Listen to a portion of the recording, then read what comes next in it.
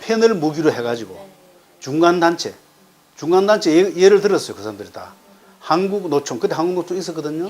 한국노총 정책실, 고려대학교의 노동문제연구소. 그때 고려대학교에 김윤환 선생이 소장을 하고 있었는지는 모르지만 노동문제연구소가 있었던 건 사실입니다. 그래서 그런 데를 침투 대상으로 삼을 수가 있다.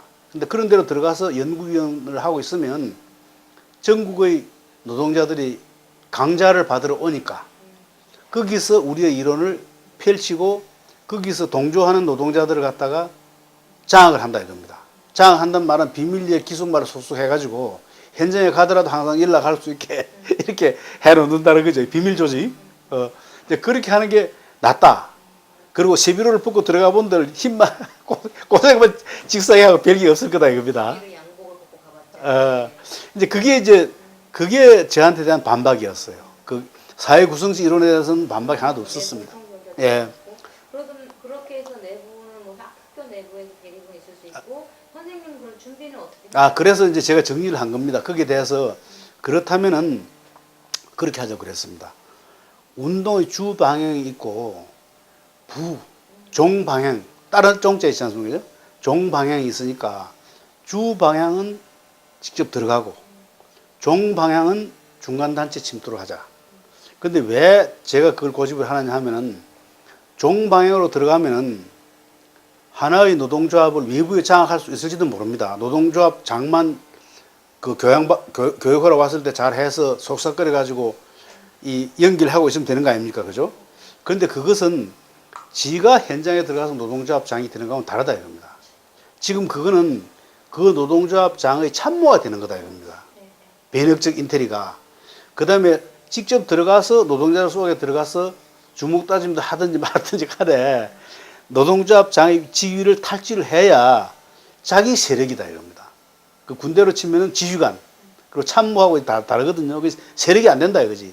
그러니까 직접 들어간 걸 주로 하고 이 중간단체 침투를 부로하자 이렇게 정리를 한 거죠. 하고 이제 저는 글로 들어간 겁니다. 그게 이제 66년 연말 꼭 12월에 단정할 수는 없는데 하여튼 연말 가까운 그런 때인데 제일 처음엔 저는 그 노동 그 현장을 전혀 모를 거 아닙니까? 그러니까 품팔이로 다니는 거죠.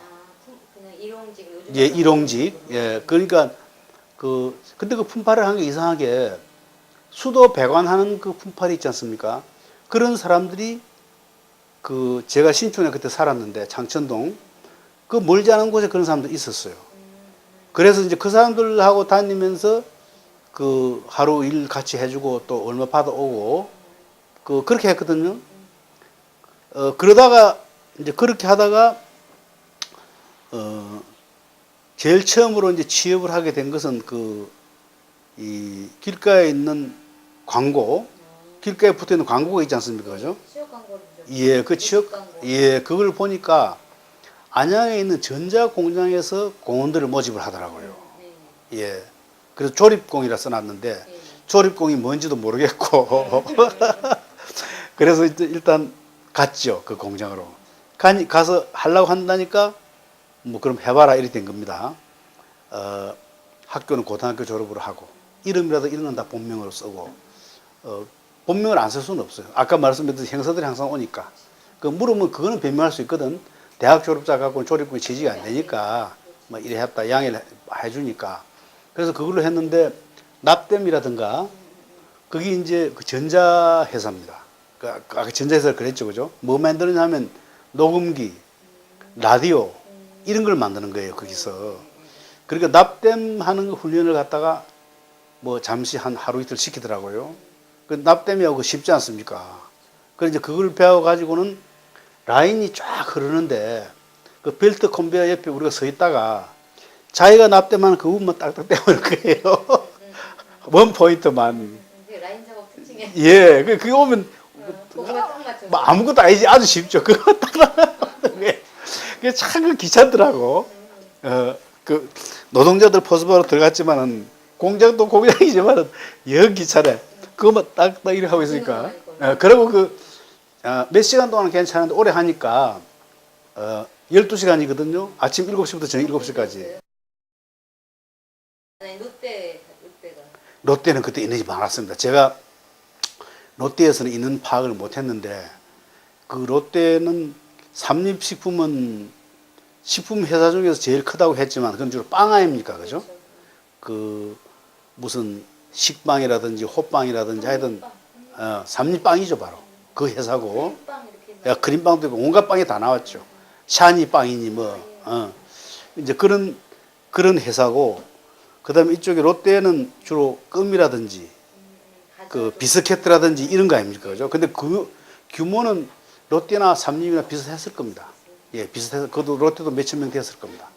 이제 그렇게 됐는데 거기서 그 냉동기라는 게 있다는 걸 알게 되고 거기서 있으면서 확실하게 결정해 버렸어요. 아, 노동운동을 하려면은 보일러, 전기, 이 냉동기 이런 것 중에 하나를 취득을 해야 되겠다.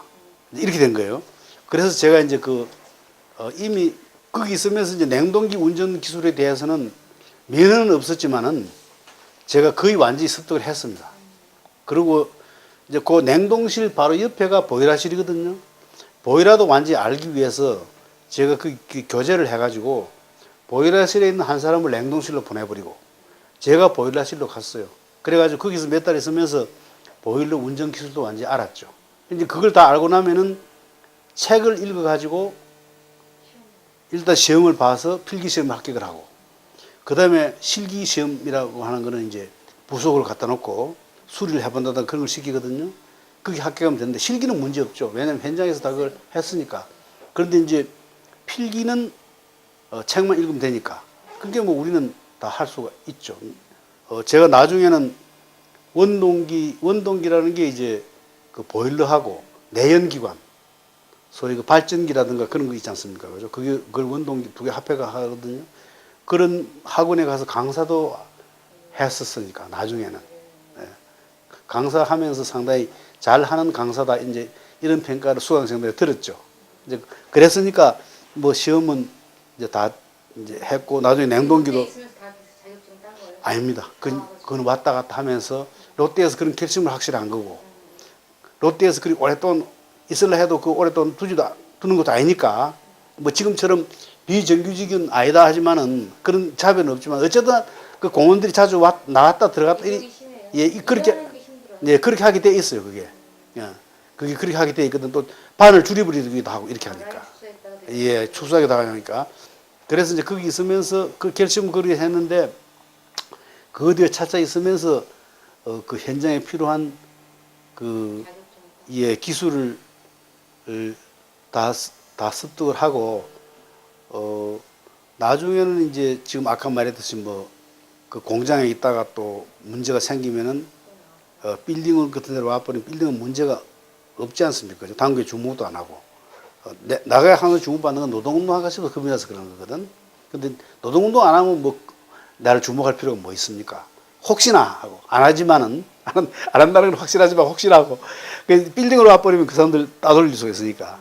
그래서 이제 구세군에도 그것도 광고를 보고 간 겁니다. 오게 되고 그 다음에 거기 지금 성공의 해관에도 또 잠시 있게 되고. 그럼 삼립식빵은 언제 들어갔어요? 삼립식빵은 아마 아마가 아니라 70년대 말이죠. 제가 80년 2월에 최종적으로 남영동에 검거가 됐는데 이제 검거된 광경은 이제 제가 그날 아침에 80년 2월에 어느 날인가 아침에 나가서 변전실 점검을 하거든요. 전기 주임이. 삼립식빵에 예. 전기 주임으로 입사하신 거예요? 전기 주임으로 그렇죠. 전기 주임으로 근무를 하고 있었던 거죠. 몇 년이죠, 그럼? 그게 80년이죠. 근데 입사한 것은 79년일 겁니다. 79년에 입사. 예, 예. 그게 한 1년 정도 있었으니까. 1년을 예. 그래서 아침에 나가서 저는 근무는 철저히 합니다. 그 기술자로서.